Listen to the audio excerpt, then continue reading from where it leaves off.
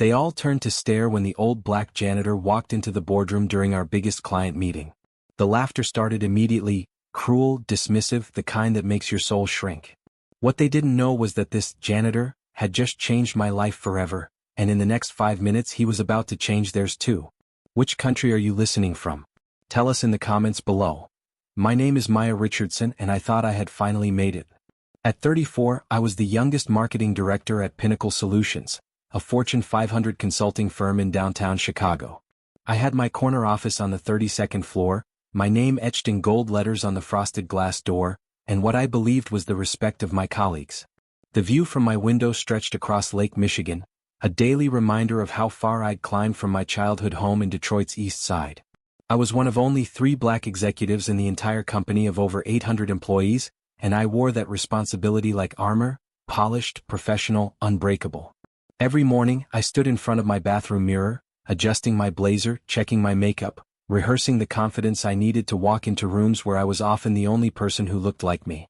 Growing up in Detroit, my grandmother used to tell me stories while she braided my hair on Sunday mornings. "Maya, baby," she'd say, her fingers working through my thick curls with practiced ease, "you're gonna have to work twice as hard to get half as far, but don't you ever let that stop you from running your race. You run it with dignity, with purpose, and with your head held high." Grandmother Esther had cleaned office buildings for 40 years, starting when she was just 16 years old. She'd take the bus downtown at 4 in the morning, arriving before the executives came to work, leaving long after they'd gone home to their suburban houses. Her hands were permanently stained from industrial cleaners, her back bent from years of bending over other people's messes, her knees scarred from countless hours on linoleum floors. But every Friday she'd come home with stories. Not about the disrespect or the invisibility, she never complained about that. Instead, she'd tell me about the businesses she cleaned, the deals she overheard being made, the strategies discussed in conference rooms she entered only when they were empty. "Knowledge is everywhere, baby girl," she'd say. "You just have to know how to listen." She saved every penny she could spare, hiding $20 bills in coffee cans and old shoes, sacrificing her own comfort so I could have opportunities she'd never dreamed of. When I graduated from Northwestern with my MBA, she sat in the front row wearing a dress she'd bought specifically for the occasion, the first new outfit she'd purchased for herself in over a decade.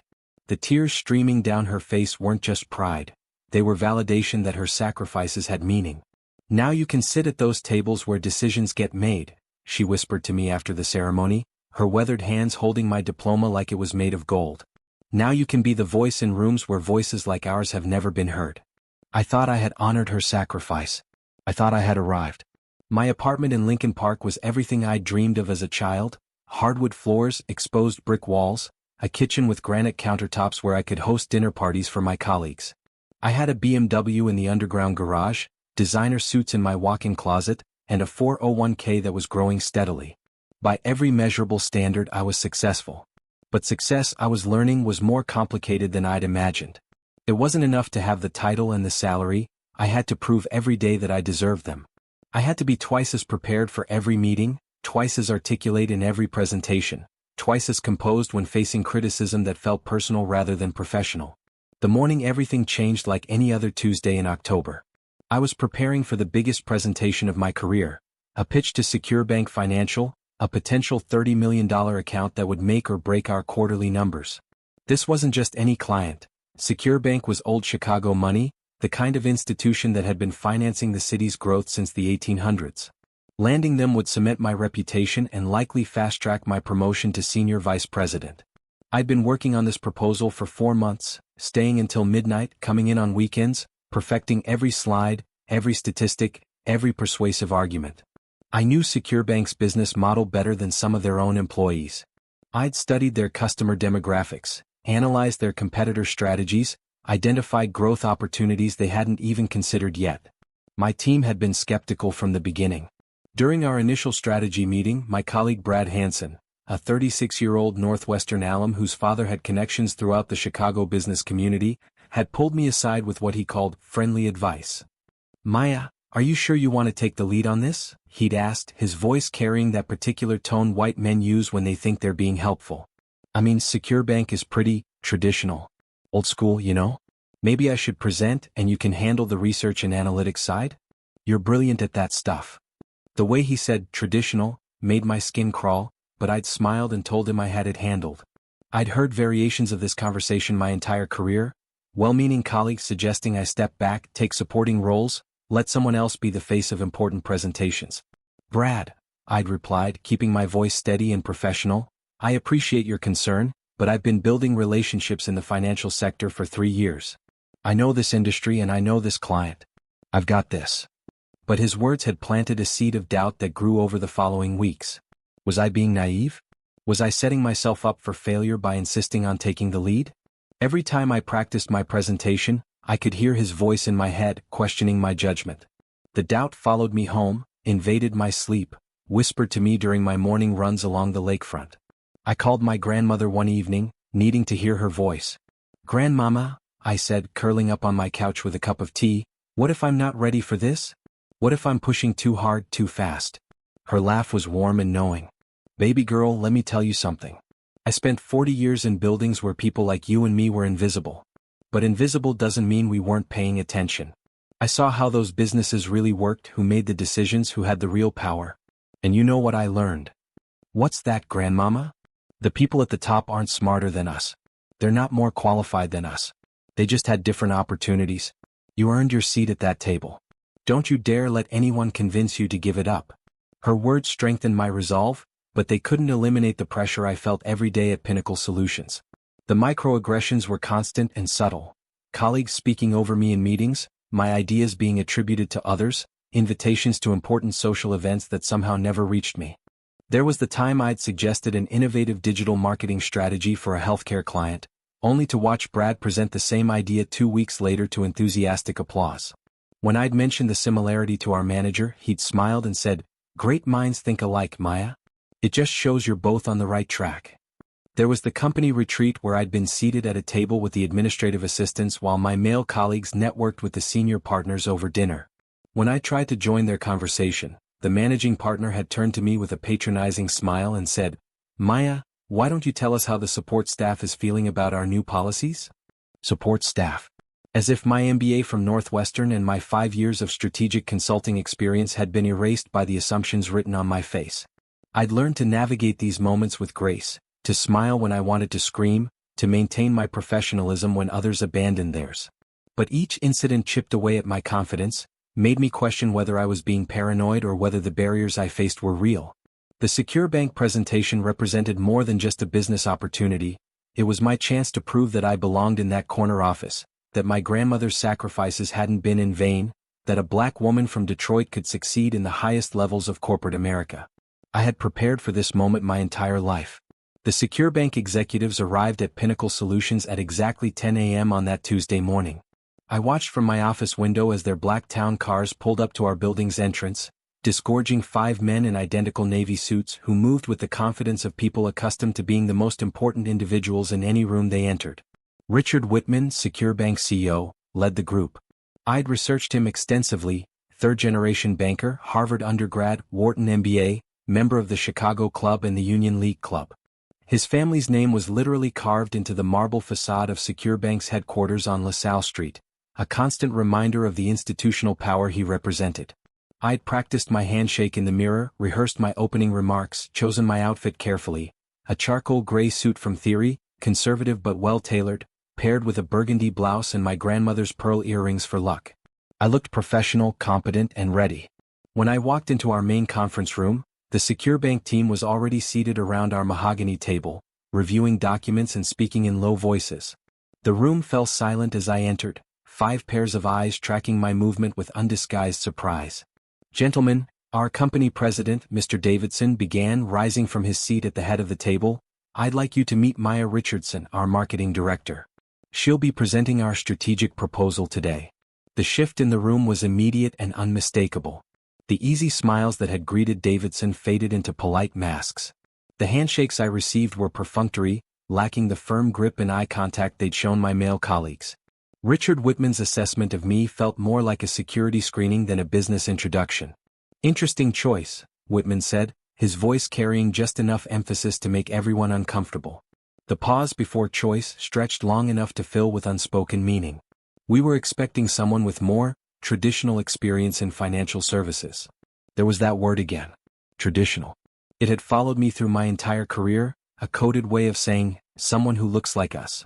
Mr. Whitman, I replied, extending my hand with confidence I didn't entirely feel, I'm looking forward to showing you how our innovative approach can drive significant growth for Secure Bank. I've spent considerable time studying your market position and identifying opportunities for expansion. His handshake was brief, dismissive. We'll see, he said, returning to his seat without the courtesy of continued eye contact. I took my position at the front of the room, activated the projection system, and launched into the presentation I'd rehearsed dozens of times. My opening was strong, a compelling overview of the current banking landscape, highlighting the challenges traditional institutions faced from fintech startups and changing consumer expectations. The financial services industry is at an inflection point, I began, clicking to my first slide. Customers are demanding more personalized, technology-driven experiences, while regulatory pressures are increasing operational costs. Secure Bank has an opportunity to leverage its established reputation while modernizing its customer acquisition and retention strategies. I presented our market research, comprehensive competitive analysis, and innovative strategies for customer engagement. I'd spent weeks developing detailed ROI projections, implementation timelines, and risk assessment matrices. Every statistic was verified, every recommendation was backed by data, every strategic insight was grounded in proven methodologies. But as I spoke, I began to notice troubling signs. The Secure Bank executives weren't taking notes. They weren't asking follow-up questions. Instead, I watched them checking their phones, exchanging meaningful glances, and whispering to each other while I was in the middle of explaining our customer segmentation analysis. One executive, a man named Peterson whom I'd researched extensively, actually started reading a copy of the Wall Street Journal while I was detailing our digital marketing recommendations. He didn't even attempt to hide his disinterest, spreading the newspaper across the table as if I were background noise rather than the presenter. Our social media strategy alone could increase Secure Bank's customer engagement by 40% within the first year, I continued, my voice steady despite the growing realization that they had mentally checked out. We've implemented similar approaches with 3 other financial institutions, resulting in an average customer acquisition cost reduction of 25%. Whitman's response was to glance at his Rolex and then lean over to whisper something to the colleague seated next to him. Whatever he said prompted a barely suppressed smile that felt like a slap across my face. I pushed through to my closing remarks, maintaining my professionalism even as the room's energy grew increasingly hostile. In summary, Pinnacle Solutions can provide Secure Bank with the strategic innovation necessary to capture market share while maintaining the traditional values your customers trust. We're prepared to begin implementation within 30 days of contract signing. The silence that followed my conclusion was deafening. No applause, no questions, no acknowledgement that I'd just presented a comprehensive solution to their stated business challenges.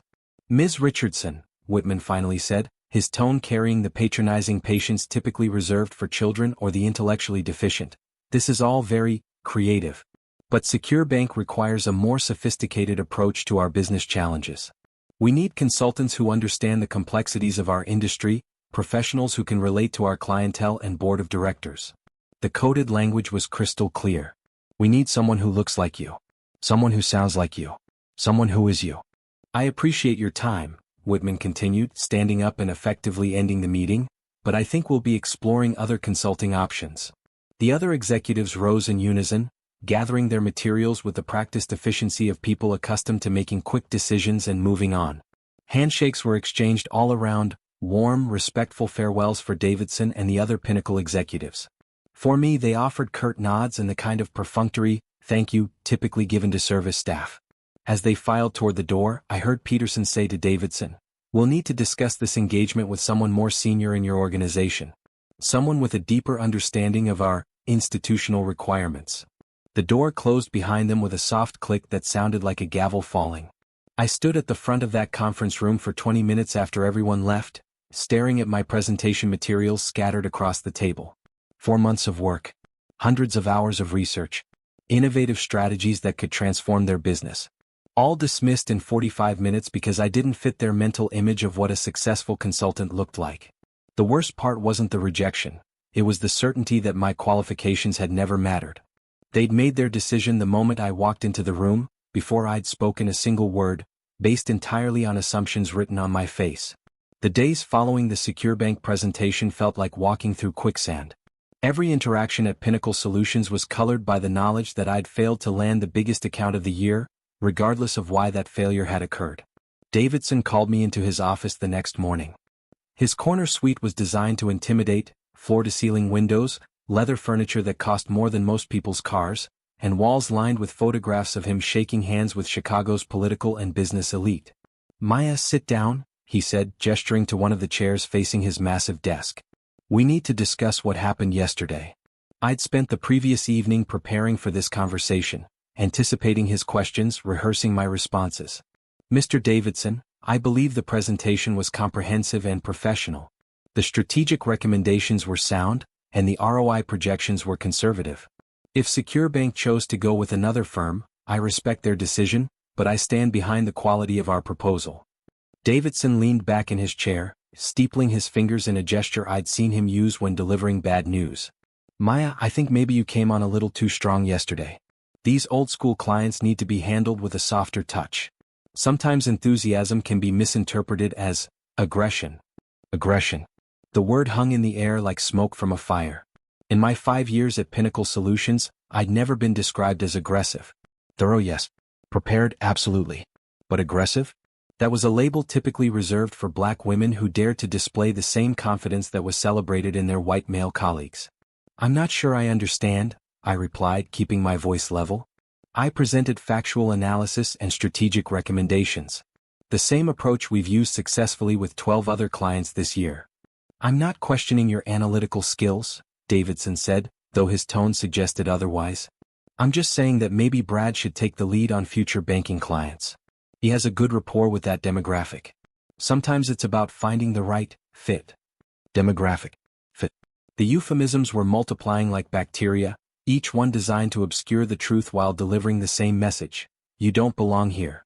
"Mr. Davidson," I said carefully, "are you suggesting that my qualifications aren't sufficient for financial services clients?" He shifted uncomfortably in his chair. "Of course not. You're very talented, Maya. But different clients respond to different approaches. Brad has relationships in the banking community that might be advantageous for future opportunities." Relationships. Another euphemism for the old boys network that excluded people like me by design. Brad's relationships consisted primarily of college fraternity brothers and country club connections, access points that had nothing to do with professional competence and everything to do with inherited social capital. I left Davidson's office with a new understanding of my position at Pinnacle Solutions. Despite my corner office and director title, I was being relegated to a supporting role, my expertise valued only when it could be credited to someone else. The weeks that followed confirmed my suspicions. I was suddenly excluded from key strategy meetings, receiving calendar invitations that were mysteriously canceled due to scheduling conflicts, only to discover later that the meetings had proceeded without me. My assistant, Jennifer, was reassigned to help with higher priority projects, leaving me to manage my own scheduling and administrative tasks. Most painfully, I watched my ideas being attributed to other team members. In one particularly egregious example, I developed a comprehensive rebranding strategy for a healthcare client during a weekend brainstorming session. When I presented the concept during our Monday team meeting, it was met with polite acknowledgement and filed away for further consideration. 2 weeks later, Brad presented the identical strategy to the client, receiving enthusiastic approval and a commendation from Davidson for his innovative thinking. When I privately mentioned the similarity to our manager, he looked at me with genuine confusion. "Maya, I think you might be mistaken," he said. This was Brad's concept from the beginning. I remember him discussing it during our initial client consultation. The gaslighting was so smooth, so practiced that I almost doubted my own memory. If I hadn't kept detailed notes of every meeting, every conversation, every idea generated during our brainstorming sessions, I might have begun to question my own recollections. The isolation was suffocating. I would walk into the break room and conversations would stop mid-sentence, colleagues suddenly finding their coffee cups fascinating. I would suggest strategies in team meetings and watch them get ignored, only to be praised when a white colleague repeated the same ideas 5 minutes later. My lunch invitations dried up. My opinions were solicited less frequently.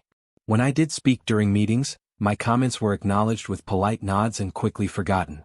I felt like I was becoming invisible in my own professional life, fading from relevance despite maintaining the same high quality of work that had earned me promotions and recognition just months earlier. The stress began affecting my sleep, my appetite, and my ability to concentrate.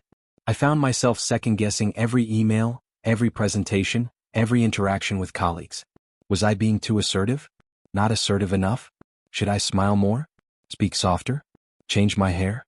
Modify my wardrobe? I called my grandmother on a particularly difficult evening, needing to hear her voice. "Grandmama," I said, sitting on my apartment balcony overlooking the lake, "I don't know if I can do this anymore. They're making me feel like I don't belong, like I never belonged." Her silence stretched so long I thought the call had dropped. When she finally spoke, her voice carried a weight I'd never heard before. "Baby girl, let me tell you about the first office building I ever cleaned. The Merchandise Mart, back in 1963. I was 17 years old, scared out of my mind but determined to prove I could do the job. The supervisor, a white man named Mr. Patterson, took one look at me and said, 'Girl, are you sure you're in the right place? This isn't domestic work.'" She paused and I could hear her taking a deep breath. I wanted to run. I wanted to go home and never come back. But then I thought about my mama, who'd cleaned houses for white families her whole life, and my grandmother, who'd picked cotton until her hands bled. I thought about all the black women who'd worked twice as hard for half the respect, and I realized something important. What's that? Their opinion of me wasn't the truth about me. Their inability to see my worth didn't diminish my value. So I stayed. I worked harder than anyone else in that building. I learned every aspect of that business from the ground up. And you know what happened? What? 30 years later, when Mr. Patterson retired, he recommended me for his position. Said I knew that building better than anyone else who'd ever worked there. Said I'd earned his respect by never letting his initial prejudice define what I was capable of. Her story strengthened my resolve, but it couldn't eliminate the daily erosion of my confidence. Every morning, I had to consciously decide to walk into that building with my head held high, knowing I would face another day of subtle dismissals and coded rejections. My grandmother's voice echoed in my head, "Don't you ever let them make you smaller than you are, baby girl. You stand tall and you stand proud." But standing tall was exhausting when everyone around you was systematically trying to cut you down to size. I was trapped in a professional purgatory, too accomplished to quit, too marginalized to thrive, caught between my own ambitions and other people's limitations. The day everything changed started with what felt like the final insult. Davidson had called an emergency meeting with the entire executive team, and I sensed immediately that something significant was happening. The conference room buzzed with nervous energy as we filed in, taking our usual seats around the polished mahogany table. "I have some interesting news," Davidson announced, his voice carrying the barely contained excitement of someone about to deliver a major announcement. "Secure Bank Financial has contacted us again. Apparently, they've had second thoughts about their consulting needs." My heart stopped. For a moment, I allowed myself to hope that they'd reconsidered my presentation, that perhaps someone at Secure Bank had advocated for giving Pinnacle Solutions, and me, another chance. "They want to meet with our senior leadership team to discuss a revised engagement," Davidson continued. "This could be even bigger than our original proposal. We're talking about a comprehensive organizational transformation project worth potentially $50 million over 3 years." The excitement in the room was palpable. $50 million would make this the largest account in Pinnacle's history, the kind of client engagement that transformed careers and defined legacies. "Maya," Davidson said, and for a moment, I thought he was about to give me the redemption opportunity I'd been hoping for. "I need you to prepare comprehensive briefing materials for the presentation. Brad will be taking the lead, obviously, but we'll need detailed background research, competitive analysis, and strategic recommendations." The words hit me like a physical blow. After months of marginalization, after watching my ideas get credited to others, after being systematically excluded from opportunities I'd earned, I was being asked to do the intellectual labor while someone else received the recognition. "Briefing materials?" I repeated, my voice carefully controlled despite the rage building in my chest. "Yes," Davidson replied, seemingly oblivious to the impact of his words. "You know Secure Bank's business better than anyone else on the team. We need that knowledge translated into actionable strategies that Brad can present effectively." Translated. As if my expertise needed to be filtered through someone more palatable before it could be considered valuable. "Mr. Davidson," I said slowly, "I spent 4 months developing the original Secure Bank proposal. I know their business model, their competitive challenges, their growth opportunities. Why wouldn't I present the revised strategy myself?" The room fell silent. I could feel the discomfort of my colleagues, the way they avoided eye contact, the subtle shift in body language that indicated I'd violated some unspoken protocol. "Maya," Davidson said, his voice taking on the patronizing tone I'd grown to hate, "I appreciate your passion for this account. But Secure Bank specifically requested to meet with our senior leadership. They want seasoned professionals who can speak their language, who understand their institutional culture." Senior leadership. Seasoned professionals. Their language. Each phrase was another way of saying the same thing. Not you. Brad, to his credit, looked uncomfortable. "Maybe Maya and I could co-present," he suggested tentatively. "Her research has been incredibly thorough and she has insights that—" "No," Davidson interrupted firmly. Secure Bank was very specific about their requirements. They want a single point of contact, someone who can represent our firm at the highest level. "Brad, this is your opportunity to demonstrate your leadership capabilities." I felt something break inside me. Not just disappointment, I was accustomed to that. This was deeper, more fundamental. This was the moment I realized that no matter how hard I worked, no matter how much I achieved, there would always be someone ready to move me from the presenter's podium to the note-taker's chair. But I prepared those materials anyway. I spent the next 3 days creating the most comprehensive client analysis in Pinnacle Solutions history. I researched every member of Secure Bank's board of directors, every significant merger they'd completed, every strategic decision they'd made in the past 5 years. I analyzed their competitors, identified market opportunities, and developed implementation strategies that could genuinely transform their business. If Brad was going to get credit for my work, I was going to make sure it was the best work possible. Not for him, not for Davidson, but for my own professional integrity. I couldn't control who would present my ideas, but I could control the quality of those ideas. The night before the meeting, I worked until 3 a.m., perfecting every slide, verifying every statistic, polishing every strategic recommendation. When I finally went home, my eyes were burning from staring at computer screens, but the presentation was flawless. The meeting was scheduled for Thursday at 2 p.m. I arrived early to set up the conference room, arranging the materials, testing the projection equipment, ensuring everything was perfect. I'd done this same setup dozens of times for my own presentations, but now I was doing it for someone else to receive credit for my work. The Secure Bank executives arrived precisely on time. The same 5 men in the same navy suits, led by the same Richard Whitman whose dismissive handshake I remembered all too well. They filed into the conference room with the confidence of people accustomed to being the most important individuals in any space they occupied. Our entire executive team was present. Davidson, Brad, our CFO Margaret Stevens, our VP of Operations Paul Chin, even our head of HR Linda Martinez. Everyone except me was seated at the table. I stood in the back of the room, invisible again, holding my notepad like a prop in someone else's performance. "Gentlemen," Davidson began, rising to shake hands with each Secure Bank executive, "thank you for giving us this second opportunity. We're excited to present our enhanced strategic proposal." The warm greetings, the respectful attention, the engaged body language, everything I'd been denied during my own presentation was freely given to my male colleagues. It was a masterclass in how respect and credibility are distributed based on appearance rather than competence. Brad stood to begin his presentation, my presentation, with the confidence of someone who had never had to prove his right to be in the room. He was handsome in a conventional way, tall and broad-shouldered, with the kind of easy charisma that made people want to like him. His suit was perfectly tailored, his smile was genuine, and his presence commanded attention in a way mine never could.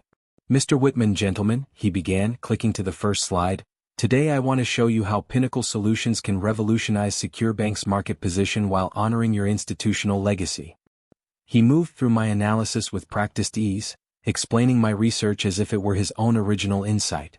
He described my competitive assessment, my customer segmentation strategy, and my digital transformation recommendations. Every word he spoke, every concept he explained, every strategic insight he shared had originated from my late nights and weekend work sessions. The Secure Bank executives leaned forward in their chairs, taking notes, asking engaged questions, showing all the respect and attention they had denied me. Whitman nodded approvingly as Brad explained the customer acquisition strategies I'd developed, smiled genuinely when he detailed the ROI projections I'd calculated, and expressed enthusiasm for the implementation timeline I'd created. "This is exactly the kind of strategic thinking we need," Whitman said, leaning back in his chair with obvious satisfaction. "Brad, you clearly understand our business in a way that goes beyond surface-level consulting." Surface-level consulting. The implicit comparison to my original presentation was unmistakable and devastating. I have to say, Peterson added, this is much more sophisticated than what we saw before. This demonstrates the kind of institutional knowledge we were looking for. Sophisticated. Institutional knowledge. Code words for, presented by someone who looks like us. I felt my grandmother's hand on my shoulder, felt her strength flowing through me like electricity. I was watching the theft of my intellectual property, the appropriation of my professional expertise, the erasure of my contributions. And I realized I had a choice. I could remain silent and invisible, allowing this injustice to continue, or I could reclaim my voice and demand the recognition I'd earned. The moment of decision arrived when the conference room door opened unexpectedly. An elderly black man in a janitor's uniform wheeled in a cart of cleaning supplies, moving with the slow, careful steps of someone whose joints had endured decades of physical labor. He was perhaps 70 years old, with graying hair and kind eyes behind wire-rimmed glasses. His uniform was clean but worn, his movements methodical and unobtrusive. The reaction was immediate and visceral. Brad stopped mid-sentence, his face flushing with irritation at the interruption. The Secure Bank executives turned to stare with expressions ranging from annoyance to outright disgust. The carefully maintained professional atmosphere evaporated, replaced by palpable tension. "Excuse me," Davidson said sharply, his voice carrying the authority of someone unaccustomed to being interrupted. "We're in the middle of an important presentation." The janitor looked up, his expression apologetic and confused. "Oh, I'm sorry, sir. The schedule said this room needed cleaning at 2:30. "Well, your schedule is wrong," Whitman snapped, his professional courtesy vanishing the moment he was addressing someone he considered beneath his notice. "Can't you see we're conducting business here?" The transformation in the room was startling. These same men who had been models of professional courtesy moments earlier became dismissive and rude when faced with someone they perceived as inferior. Their masks slipped, revealing the ugly prejudices that lurked beneath their polished exteriors. Someone laughed, a cruel, dismissive sound that made my stomach turn. Then another person joined in, and suddenly the room was filled with the kind of laughter that strips away dignity, that reduces a human being to a punchline. "Typical," one of the Secure Bank executives muttered, just loud enough to be heard. "Can't even read a schedule properly." Another one shook his head with exaggerated frustration. "This is exactly why we need better security in office buildings. People wandering around who don't belong here." The janitor's face remained composed, but I saw something flicker in his eyes, a flash of pain that he quickly concealed behind a mask of professional humility. He began to back toward the door, apologizing quietly, his shoulders slightly hunched as if he was trying to make himself smaller, less noticeable, less offensive to their sensibilities. Sorry, he murmured, his voice carrying the practiced deference of someone who had spent a lifetime navigating spaces where he wasn't welcome. "I'll come back later." I couldn't stand it. I couldn't watch another black person be humiliated in a room full of people who thought they were better than us. I couldn't witness another moment of dignity being stripped away by casual cruelty. Every insult directed at him felt like it was meant for me, every dismissive laugh was a reminder of my own marginalization. I stepped forward, my voice cutting through the tension like a blade. "Sir," I said to the janitor, my words clear and strong, "please don't apologize. You're just doing your job, and you're doing it with more dignity than anyone else in this room." The silence that followed was deafening. Every person in the room turned to stare at me, their expressions ranging from shock to outrage. I could feel their disapproval like heat from a flame, but for the first time in months I didn't care. "Maya," Davidson said, his voice carrying a warning that might have intimidated me just minutes earlier, "perhaps we should." "No," I interrupted, my voice stronger than I'd heard it in months. "Perhaps we should address the fact that we're witnessing a perfect example of the prejudice and disrespect that have no place in professional environments."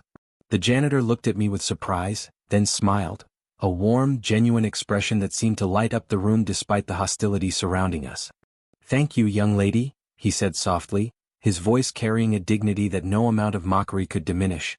"That's very kind of you." Whitman's face was red with embarrassment and anger. "This is incredibly unprofessional. We're trying to conduct a $50 million negotiation, and you're worried about the help's feelings." "The help." The words hung in the air like poison gas, exposing the rot beneath the polished veneer of corporate respectability. "The help," I repeated, my voice steady despite the rage building in my chest. "Is that what you call human beings who work for a living? People who show up every day, who do their jobs with dignity, who contribute to society?" "Maya," Davidson hissed, his face pale with panic, "sit down. Now." But I was done sitting down. I was done being quiet. I was done making myself smaller so other people could feel bigger. The months of marginalization, the stolen ideas, the coded rejections, the systematic erasure of my contributions, all of it crystallized into this moment of absolute clarity. You know what's truly unprofessional? I continued, looking directly at Whitman, my voice growing stronger with each word. Dismissing someone's presentation because they don't look like you. Excluding qualified professionals from opportunities because they don't fit your narrow definition of leadership. Laughing at an elderly man who's working to support himself and his family simply because his job doesn't come with a corner office. The janitor was watching me with an expression I couldn't quite read. There was gratitude, yes, but also something deeper. Recognition, as if he was seeing something in me that I was just beginning to see in myself. Furthermore, I said, my voice carrying across the room with the authority I'd been suppressing for months, the presentation Mr. Hansen just delivered was based entirely on research and analysis that I completed. Every slide, every statistic, every strategic recommendation came from my work. You praised his understanding of your business, but you rejected the exact same insights when they came from me. The silence in the room was so complete I could hear the air conditioning system humming in the walls. Brad's face had gone pale, Davidson looked like he was contemplating his own mortality, and the secure bank executives were staring at me as if I had just confessed to embezzlement. Are you suggesting, Whitman said slowly, his voice dangerous in its careful control, that we made our business decisions based on personal bias? I'm not suggesting anything, I replied, meeting his gaze without flinching. I'm stating a documented fact. You dismissed my qualifications and rejected my work because I'm a black woman. You assumed I wasn't capable of understanding your business because I don't look like your typical consultant. And now you're showing the same prejudice toward this gentleman, assuming he's incompetent because he's black and wears a uniform instead of a suit. The room erupted in angry murmurs and outraged protests, but I wasn't finished. You want to talk about sophistication? About institutional knowledge? Let me tell you about sophistication. Sophistication is recognizing talent regardless of its packaging. Sophistication is evaluating ideas based on their merit rather than the gender or race of the person presenting them. Sophistication is treating every human being with basic respect, whether they're signing your contracts or emptying your trash cans. The janitor stepped forward and something in his posture had changed. He stood straighter, his shoulders back, his chin up. The humble, apologetic demeanor had vanished, replaced by something that looked remarkably like authority. Actually, he said, his voice now carrying a weight that commanded immediate attention from everyone in the room, I think we need to have a serious conversation about bias, assumptions, and the real meaning of institutional knowledge. He reached into his cleaning cart, not for supplies, but for a leather briefcase that had been concealed beneath the towels and cleaning solutions. The briefcase was expensive, beautifully crafted, the kind that spoke of years of important meetings and crucial decisions. From the briefcase, he removed a folder and placed it deliberately on the conference table. The simple action seemed to shift the entire energy of the room, as if we'd all suddenly realized we were participants in a play but no one had given us the correct script. My name is Dr. James Washington, he said, his voice now commanding the room with quiet but undeniable authority. I'm the founder and majority shareholder of Washington Holdings, which, as of yesterday morning, completed the acquisition of Secure Bank Financial. The color drained from Whitman's face so quickly I thought he might faint. Davidson's mouth fell open, his professional composure completely shattered. The other executives looked like they were witnessing a magic trick they couldn't comprehend, their reality suddenly rearranged in a way that made no sense. That's impossible, Whitman stammered, his voice barely above a whisper. Dr. Washington opened the folder and spread out several documents across the table. Even from my position in the back of the room, I could see official letterheads, legal seals, signatures and blue ink.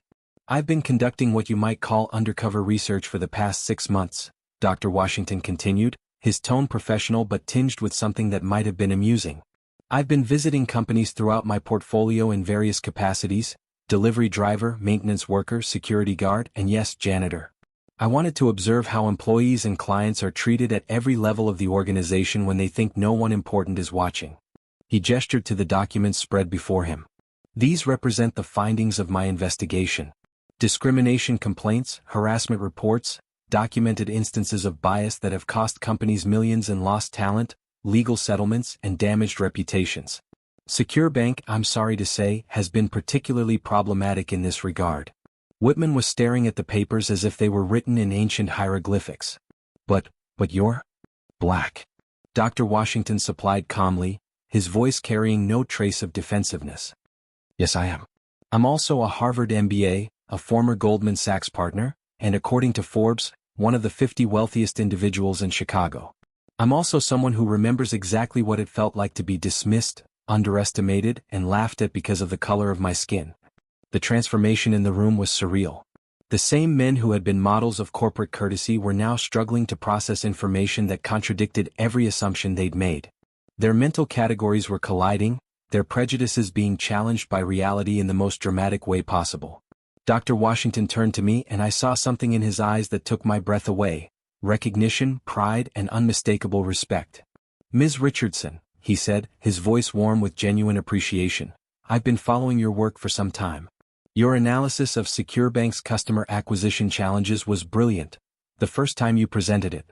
Your strategic recommendations were exactly what we needed to hear, and your implementation timeline was both ambitious and realistic." He paused, letting his words sink in before continuing. "The fact that your insights were dismissed while identical ideas were praised when presented by your colleague tells me everything I need to know about the leadership culture at both SecureBank and Pinnacle Solutions." What unfolded over the next 2 hours felt like witnessing the complete inversion of a world I thought I understood.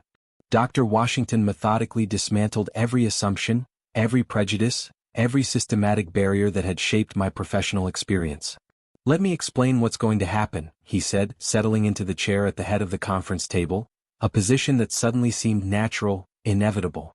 "Washington Holdings has just acquired SecureBank Financial as part of our strategic expansion into traditional banking services. This acquisition was planned for months, which is why I wanted to observe how potential consulting partners treated their employees and clients." He gestured to the documents still spread across the table. "What I witnessed today confirms everything my research has indicated. SecureBank's leadership has consistently demonstrated the kind of institutional bias that limits growth, stifles innovation, and exposes companies to significant legal and reputational risks." Whitman found his voice, though it came out as a croak. "Dr. Washington, if we had known who you were..." "You would have treated me differently," Dr. Washington interrupted smoothly. "Which is precisely the problem. The way you treat people when you think they can't help you reveal your true character. The way you dismissed Ms. Richardson's presentation while praising identical ideas from her male colleague demonstrates a pattern of discrimination that has no place in modern business." He turned to me, and I felt the weight of opportunity settling on my shoulders like a mantle. "Ms. Richardson, I'd like to offer you a position as Vice President of Strategic Development at Washington Holdings. Your starting salary will be $250,000, plus equity participation and performance bonuses. I want you to lead the integration of SecureBank's operations and implement the strategic vision you outlined in your original presentation." The number hit me like a physical blow. $250,000 was more than double my current salary at Pinnacle Solutions. It was financial security for my grandmother, graduate school opportunities I'd only dreamed of, the kind of compensation that reflected actual value rather than perceived limitations. "I don't just want your ideas," Dr. Washington continued, his voice carrying the authority of someone accustomed to making decisions that shaped industries. "I want your perspective. I want leaders who understand what it means to work twice as hard for half the recognition. I want people on my team who know that diversity isn't just a corporate buzzword, it's a business imperative that drives innovation and growth." The irony wasn't lost on anyone in the room. The same executives who had dismissed me as unqualified to consult for SecureBank were now discovering that I would be helping to run the company they had worked for. Whitman, in particular, looked like he was still processing the fact that the janitor he'd mocked was now his ultimate boss. "What about SecureBank's current leadership?" Peterson asked, his voice uncertain for the first time since I'd known him. Dr. Washington's smile was polite but cold. "That's an excellent question. Washington Holdings will be conducting a comprehensive review of all senior personnel. We'll be evaluating performance, cultural fit, and alignment with our company values. I suspect there will be significant changes in the coming weeks." The implications were clear. The same people who had built their careers on exclusion and bias were about to discover what it felt like to have their professional futures determined by someone they had systematically underestimated. But the real victory wasn't professional, it was personal. For the first time in my career, I was working for someone who valued my contributions not despite my background but because of it. Dr. Washington understood that my experiences as a black woman in corporate America weren't limitations to overcome, but insights to leverage. "There's one more thing," Dr. Washington said, reaching into his briefcase and withdrawing another folder. "Ms. Richardson, I'd like you to consider this a signing bonus." He slid the folder across the table to me. Inside was a check made out in my name for $50,000. "Your grandmother Esther Richardson cleaned the Washington Holdings headquarters building for 3 years in the 1990s, he said, his voice soft with memory. "She was one of the most professional, dedicated employees we ever had. When she retired, she mentioned that her granddaughter was studying business at Northwestern. I've been keeping track of your career ever since." My breath caught in my throat. My grandmother had never mentioned working for Washington Holdings, had never told me that her employer was following my professional development. The connection felt like destiny, like the universe had been orchestrating this moment for decades.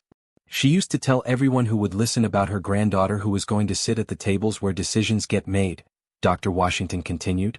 "I think she'd be proud to know that you're not just sitting at those tables, you're going to be running them." Tears blurred my vision as I thought about my grandmother, probably watching the news at home, unaware that her decades of sacrifice were about to be validated in the most spectacular way possible.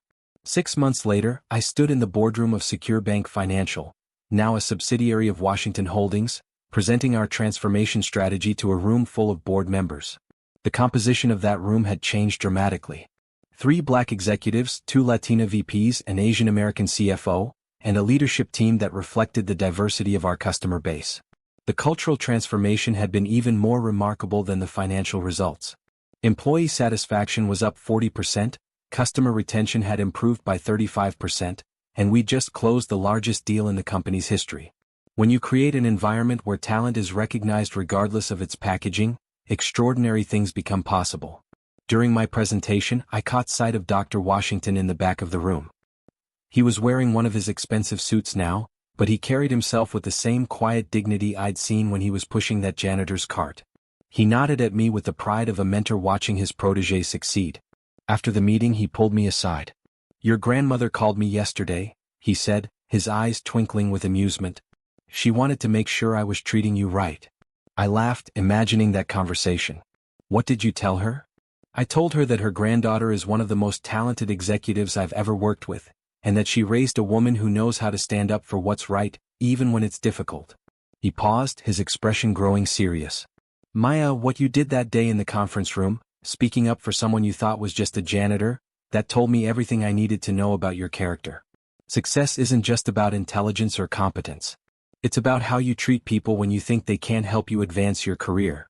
I keep 3 photographs on my desk now. The first is my grandmother in her janitor's uniform, standing proud outside one of the buildings where she worked for 40 years. The second is Dr. Washington from the day he founded his first company, young and determined and probably facing the same skepticism I encountered. The third is a picture of me at my Northwestern graduation, my grandmother sitting in the front row with tears of pride streaming down her face. Looking at those photographs every morning reminds me of the journey that brought me to this moment, the sacrifices that made my success possible, and the responsibility I carry to open doors for others who face the same barriers I encountered. The lesson isn't that every janitor is secretly a millionaire, or that every act of discrimination will be followed by dramatic poetic justice. The real world is more complex than that, more nuanced, more often unfair than we'd like to believe. But there are deeper truths embedded in this experience, truths that extend far beyond the specifics of my story. The first truth is about dignity. Every human being possesses inherent worth that isn't determined by job titles, bank accounts, or social status. The executives who laughed at Dr. Washington saw a janitor and assumed incompetence. They made judgments based on uniforms rather than character, appearances rather than abilities. Their prejudices blinded them to the possibility that the person they were dismissing might be more accomplished than they were. The second truth is about assumptions. We live in a world where people are constantly making decisions about others based on incomplete information, inherited biases, and cultural conditioning. The same presentation that was rejected when delivered by a black woman was praised when presented by a white man. The same strategic insights that were dismissed as creative were celebrated as sophisticated when filtered through someone considered more acceptable. The third truth is about voice. 4 months, I had remained silent in the face of microaggressions, coded language, and systematic exclusion. I had convinced myself that speaking up would be counterproductive, that challenging discrimination would only confirm stereotypes about angry black women. But silence in the face of injustice is complicity. When I finally found my voice, when I refused to watch another black person be humiliated, I discovered that my voice had more power than I'd ever imagined. The fourth truth is about solidarity. When I defended Dr. Washington, I wasn't just standing up for him, I was standing up for every person who has ever been made to feel invisible, incompetent, or unwelcome because of their race, gender, age, or social position. Injustice anywhere is a threat to justice everywhere, and we have a moral obligation to speak up for others, especially when they can't speak for themselves. The fifth truth is about persistence.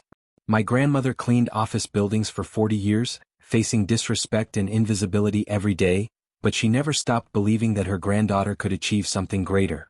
Dr. Washington spent 6 months working in positions where he was dismissed and underestimated, gathering evidence of institutional bias while maintaining his dignity and purpose. Success often requires enduring temporary discomfort for long-term transformation. But perhaps the most important truth is about potential. Every day, talented people are overlooked, underestimated, and excluded because they don't fit narrow definitions of leadership or competence. Every day, organizations lose opportunities for innovation and growth because they can't see past their own biases. Every day, human potential is wasted because prejudice is easier than progress. I think about that room full of executives who dismissed my qualifications while praising identical ideas from my male colleague. They weren't evil people. They were products of a system that had taught them to associate competence with certain appearances, leadership with specific demographics, success with familiar patterns. But systems can change. Cultures can evolve. Barriers can be broken down when enough people refuse to accept them as permanent fixtures. Today, I walked into rooms where I might be the only black person, the only woman, the only person who grew up in Detroit instead of the suburbs. But I no longer walk into those rooms seeking permission to belong. I belong because my ideas have value, my experience brings insights, and my perspective contributes to better decisions. I carry my grandmother's strength and Dr. Washington's wisdom. I remember that I'm not just representing myself. I'm opening doors for every young person who has ever been told they don't belong, creating pathways for every dreamer who looks like me, proving that excellence has no color, gender, or zip code. The janitor walked into that room, and they laughed because they saw what they expected to see rather than what was actually there. They judged him by his uniform and dismissed him based on their assumptions. They had no idea they were revealing the poverty of their own thinking, the limitations of their own vision. But here's what I learned. Other people's inability to recognize your worth doesn't diminish your value. Their failure to see your potential doesn't limit your possibilities. Their prejudices are their limitations, not yours. I am Maya Richardson. I am my grandmother's granddaughter, standing on the foundation she built with 40 years of dignity and determination. I am a black woman in America, and I am exactly where I belong. Not because someone gave me permission, but because I refused to let anyone convince me I didn't deserve to be here. The room fell silent when I found my voice, but I don't want silence anymore. I want conversation. I want a challenge. I want the kind of productive conflict that comes when different perspectives encounter each other and create something better than any of them could achieve alone. Every day, I work to build the kind of organization my grandmother could only dream of, one where talent is recognized regardless of its packaging, where diversity is celebrated as a source of strength, where every employee is valued for their contributions rather than judged by their appearance. That's not just my job. That's my purpose. That's my grandmother's legacy, and that's the future I'm building for everyone who comes after me. They thought they knew who I was based on what I looked like. They were wrong. And every day, in every meeting, in every decision, in every opportunity one create for others, I prove them wrong again. That's the power of refusing to be invisible. That's the strength that comes from standing tall when everyone around you is trying to make you smaller. That's the truth that changes everything. You are not what they say you are. You are who you choose to be. And I choose to be unstoppable. The janitor in the uniform became the owner of the company. The woman they dismissed became the leader they now answer to. The voices they tried to silence became the ones that define the future. That's not just a story about reversals of fortune. That's a story about the power of truth, the inevitability of justice, and the beautiful, dangerous potential that exists when people refuse to accept limitations that others try to impose on them. My grandmother was right. I did get to sit at the tables where decisions are made. But more than that, I got to change what those tables look like, who sits around them, and what kinds of decisions get made.